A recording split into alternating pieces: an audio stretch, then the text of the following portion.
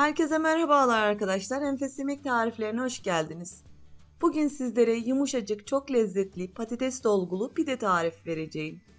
Öncelikle pidemizi yapmaya hamurumuzu yoğurmakla başlayalım. Hamuru için 2 su bardağı ılık süt kullanacağım. İlk olarak yoğurma kabıma ılık sütü alıyorum.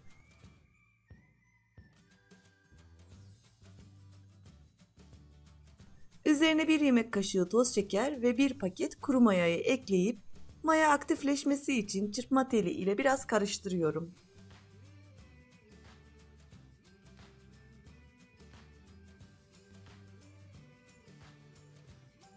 Sonrasında üzerine 4 su bardağı un ve 1 tatlı kaşığı tuz ekliyorum.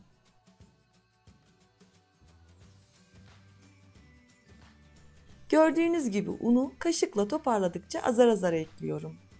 Bu şekilde gayet yumuşak bir hamur elde edeceğim.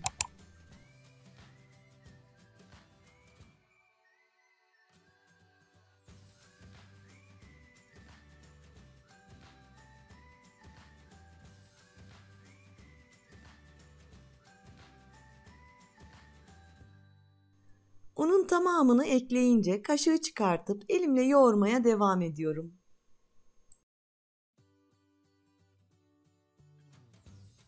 Az önce de söylediğim gibi arkadaşlar, hamurun kıvamı gayet yumuşak olması gerekiyor.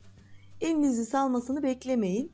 Tam bu aşamada hamurumu elimden saldırıp toparlamak için yaklaşık 2 yemek kaşığı kadar sıvı yağ döküyorum. Sıvı yağ ile hamurumu güzelce özleştirip toparlıyorum.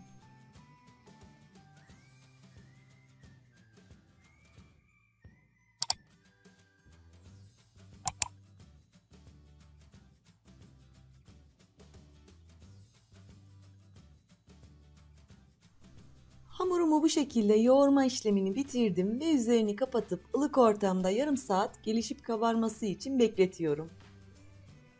Hamur beklerken ben de bu arada iç dolgusunu hazırlayacağım.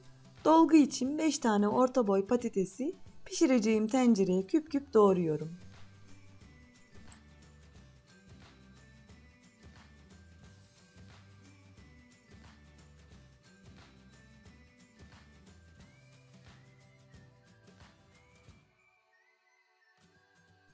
Patateslerin tamamını doğrayınca üzerini basana kadar yaklaşık 1 litre su döküyorum. Sonra ocağa alıp patatesler yumuşayana kadar pişireceğim. Kaynadıktan sonra 20 dakika gibi kısa bir sürede pişiyor. Patatesleri yaklaşık 20-25 dakika boyunca haşladım. Suyunu süzdüm. Şimdi de patates ezici ile sıcakken eziyorum. Patatesleri sıcakken ezelim arkadaşlar. Sıcakken ezersek içindeki pütürlükleri neredeyse hiç kalmıyor. Böyle ezince üzerine yarım su bardağı süt ekliyorum. Sütle beraber de ezmeye devam ediyorum.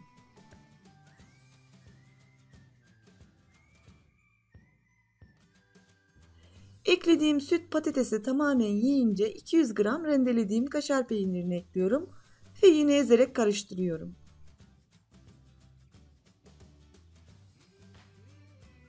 Son olarak da 1 tatlı kaşığı tuz ekleyip karıştırınca püre halini aldırmış oluyorum. Evet, dolgumuzu da bu şekilde hazırladım. Bu arada hamurum da çok güzel kabarmış ve elimi sıvı yağa batırıp hamurumun havasını güzelce alıyorum.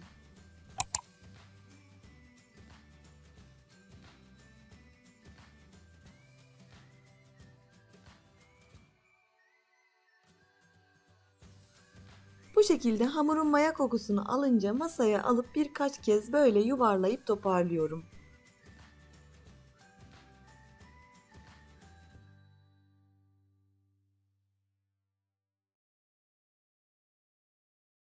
Sonrasında 3 eşit parçaya bölüp 3 tane büyükçe beze yapıyorum.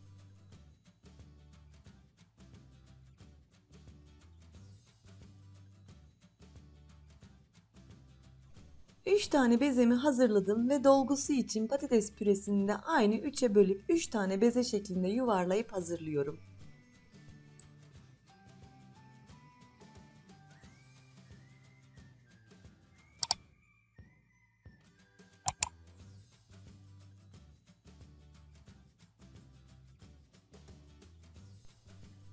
Şimdi de artık pidelerimizin şeklini vermeye geçelim.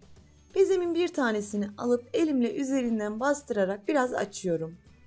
Düzgün yeri dışına gelmesi için diğer yüzünü döndürüyorum.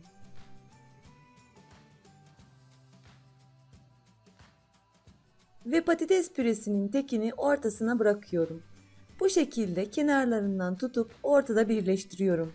Ve yine büyükçe bir beze haline aldırıyorum. Sonra nazikçe üzerinden biraz basıp ezerek açıyorum. Ardından pişirme kağıdı üzerine alıp geri kalan açmasını pişirme kağıdı üzerinde devam ediyorum. Bu aşamada merdane kullanabilirsiniz. Fakat hamurun kıvamı çok güzel olduğu için elimizde de çok rahat açılıyor.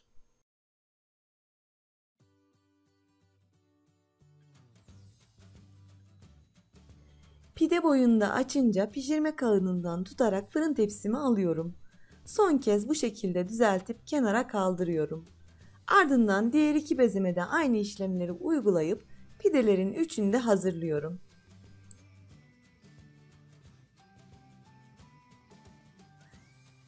Her hazırladığım pidelerin üzerlerini temiz bir poşetle örtüyorum.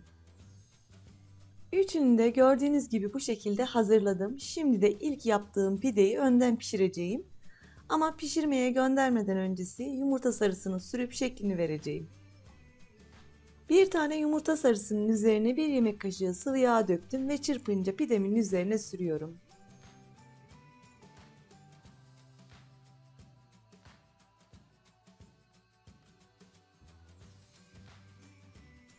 Yumurta sarısını sürünce parmaklarımla böyle şekil veriyorum.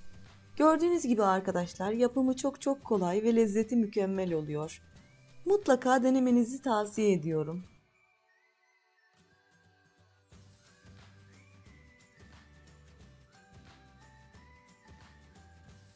Evet, şeklimizi de verdik. Artık son olarak üzerine susam ve çörek otu serpip fırına veriyorum. 180 derece fırında 20 dakika boyunca pişiriyorum.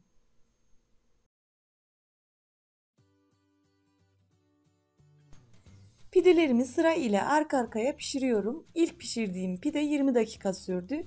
Fakat diğer ikisi 15-18 dakika arasında pişti. Çünkü fırın sıcak olduğu için diğerleri ilkine göre daha çabuk kızarıp pişiyor. Onun için de kontrol edin. Üzerleri böyle kızarınca çıkartın.